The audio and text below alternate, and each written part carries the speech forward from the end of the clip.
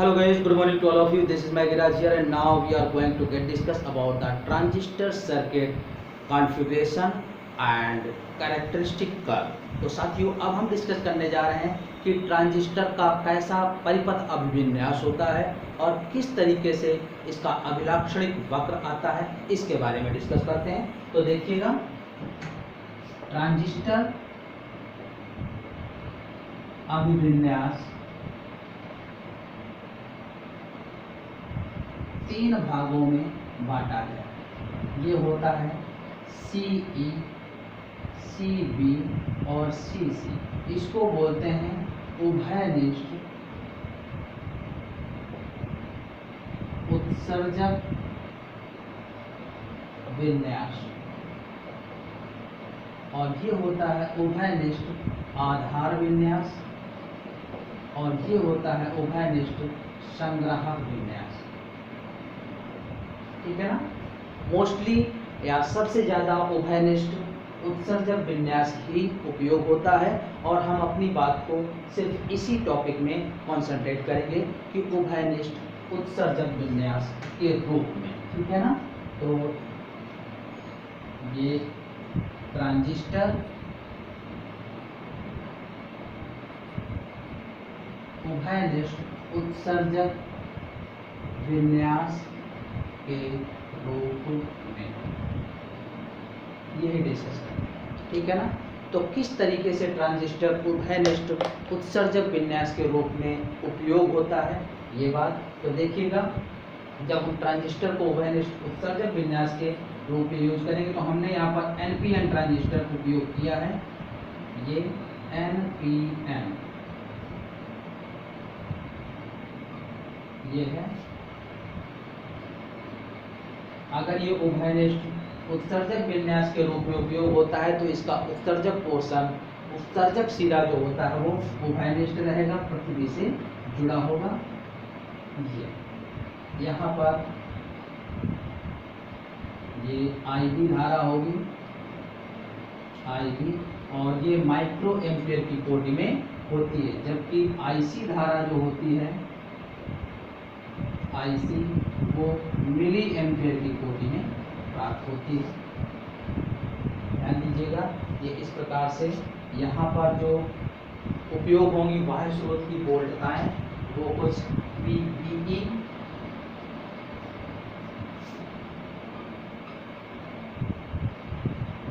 ये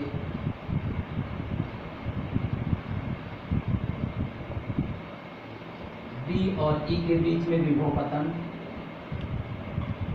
BE क्षेत्र है ये। ठीक है ना। और ये बाह्य वोल्टता VBB इस तरीके से उपयोग होगी, या यहाँ पर निवेशी वोल्टता हम कह सकते हैं। प्रतिरोध RI लिख सकते हैं या R1 लिख सकते हैं। ठीक है ना। और इधर ये इस तरीके से C और E ये है क्षेत्र है और इसके बीच में जो विभव पतन होगा VCE होगा और बाह्य वोल्टता जो होगी VCC होगी। ये होगा ट्रांजिस्टर जब उभयनिष्ठ उत्सर्जक विन्यास के रूप में उपयोग करते हैं तो इसका परिपथ चित्र। ठीक है ना। देखिएगा, कोई NPN ट्रांजिस्टर है जिसका अगर उभयनिष्ठ उत्सर्जक विन्यास के रूप में उपयोग करते हैं तो इसका उत्सर्जक वाला सिरा पृथ्वी से जुड़ा होगा।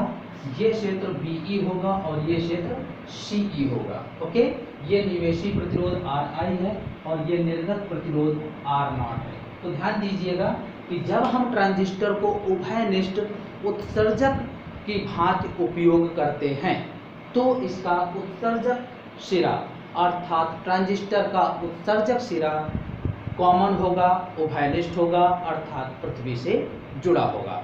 और जब ट्रांजिस्टर को उभयनिष्ठ उत्सर्जक प्रवर्तक की भांति उपयोग करते हैं तो BE क्षेत्र अग्रबायस के रूप में तथा CE क्षेत्र पश्च बायस के रूप में कार्य करता है। अर्थात B और E क्षेत्र में जो वोल्टता परिवर्तन होगा डेल्टा VBE तथा आधार धारा में परिवर्तन डेल्टा IB के बीच वक्र निवेशी अभिलाक्षणिक वक्र को बताएगा तथा इनका अनुपात इनकी निवेशी प्रवणता के समतुल्य होगा। ध्यान रखिएगा। तो B तथा E क्षेत्र के बीच विभव में परिवर्तन डेल्टा VBE तथा आधार धारा में परिवर्तन डेल्टा IB के बीच खींचा गया वक्र निवेशी अभिलाक्षणिक वक्र कहलाता है। इसी तरीके से ये निवेशी हो जाएगा, निवेशी अभिलाक्षणिक वक्र डेल्टा IB लिख सकते हैं या IB भी लिख सकते हैं। ठीक है। इसी तरीके से CE क्षेत्र में विभव में होने वाला परिवर्तन डेल्टा VCE तथा संग्राहक धारा या संग्राहक धारा में होने वाले परिवर्तन के बीच खींचा गया वक्र ये निर्गत अभिलाक्षणिक वक्र को दर्शाता है। क्लियर।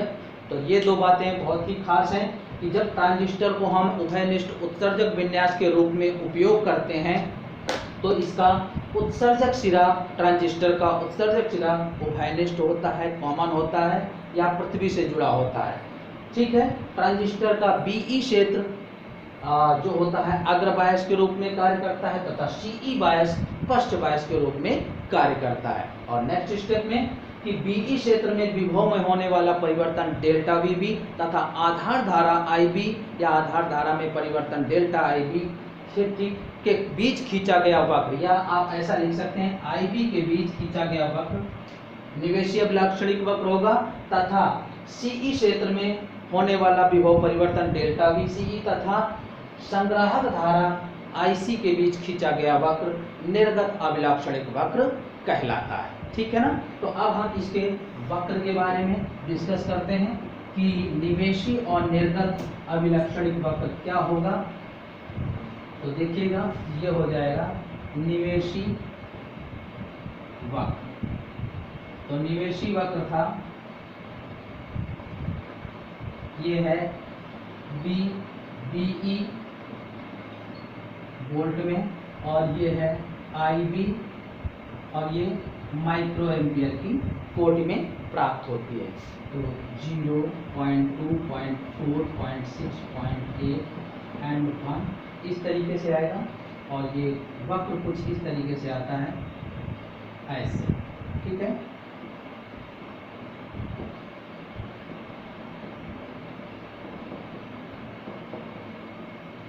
तो ये है निवेशी अभिलाक्षणिक वक्र। ध्यान दीजिएगा कि सिलिकॉन अर्धचालक के लिए निवेशी वोल्टता का मान 0.6 वोल्ट से 0.8 वोल्ट के बीच में लाई करता है या होता है, जिसका औसत मान लगभग 0.7 वोल्ट होता है। ठीक है ना।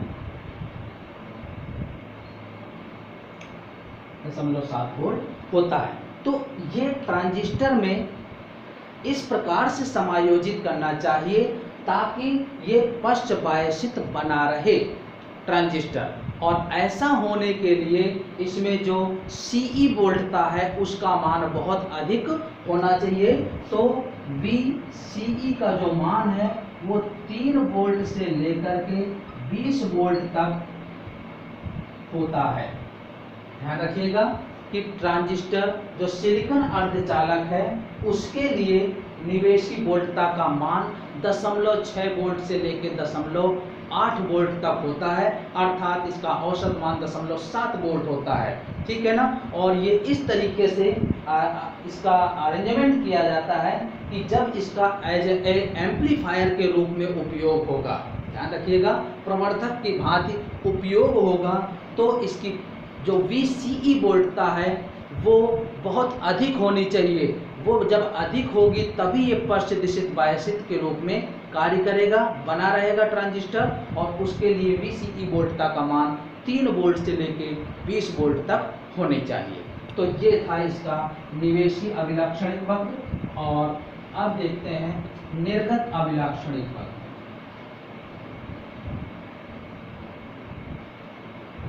तो निर्गत अभिलाक्षणिक वक्र जो होगा CE वोल्टता, VCE और आईसी धारा के बीच में होगा, और आईसी धारा मिली एम्पियर की कोटि में प्राप्त होती थी, ये आप जानते हैं। तो इसका जो वक्र होगा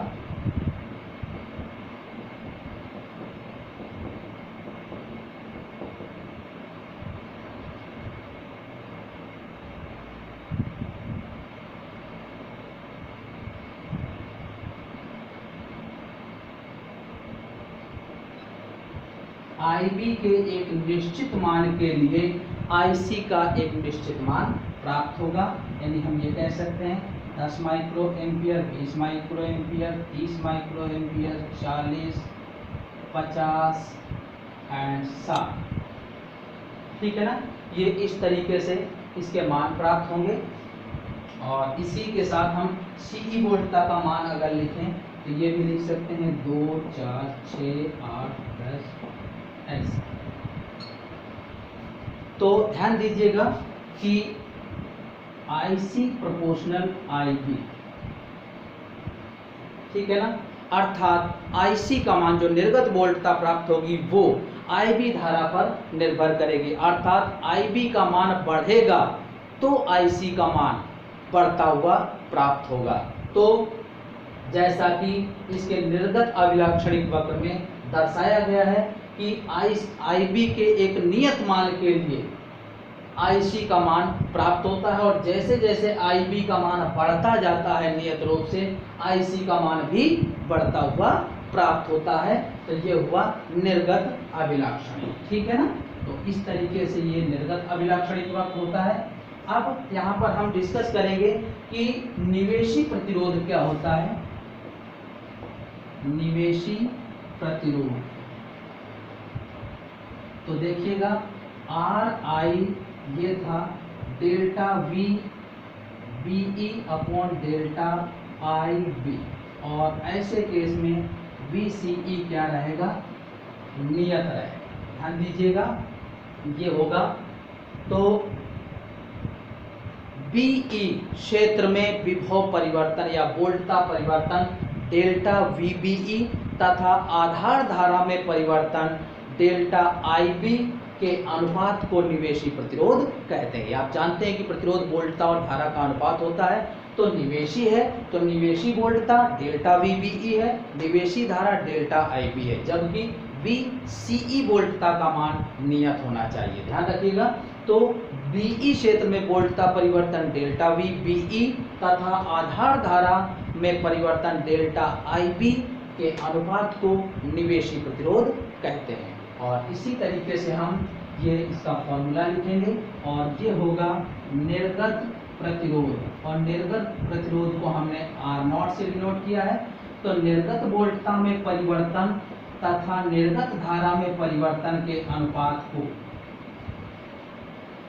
निर्गत प्रतिरोध R0 कहते हैं। ध्यान दीजिएगा। अर्थात CE क्षेत्र में होने वाले विभव परिवर्तन डेल्टा VCE तथा निर्गत धारा डेल्टा IC, यानी निर्गत धारा में परिवर्तन डेल्टा IC के अनुपात को निर्गत प्रतिरोध R0 कहते हैं, जबकि IB धारा का मान नियत होना चाहिए। तो ये हो जाएंगे निर्गत निवेशी प्रतिरोध और निर्गत प्रतिरोध। अब यहाँ पर देखिएगा धारा लाभ क्या होता है। तो गेन यानी लाभ कोई भी हो वो निर्गत अपॉन निवेशी होता है। तो धारा लाभ अगर है तो निर्गत धारा और निवेशी धारा का अनुपात धारा लाभ होगा। वोल्टता लाभ निकालना है तो निर्गत वोल्टता और निवेशी वोल्टता का अनुपात, ठीक है ना, ये जो हो जाएगा वोल्टता लाभ हो जाएगा। और शक्ति लाभ होगा, शक्ति आप जानते हैं वोल्टता लाभ और धारा का गुणनफल होता है, तो वोल्टता लाभ और धारा लाभ का गुणनफल शक्ति लाभ होगा। तो धारा लाभ होगा यहाँ पर निर्गत धारा डेल्टा IC तथा निवेशी धारा डेल्टा IB का अनुपात धारा लाभ होता है। और जब उभयनिष्ठ उत्सर्जक विन्यास होगा तो धारा लाभ को बीटा से व्यक्त करते हैं, ठीक है ना।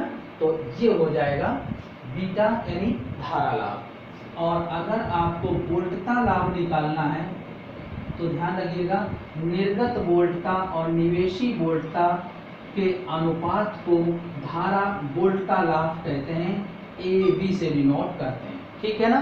और शक्ति लाभ हो जाएगा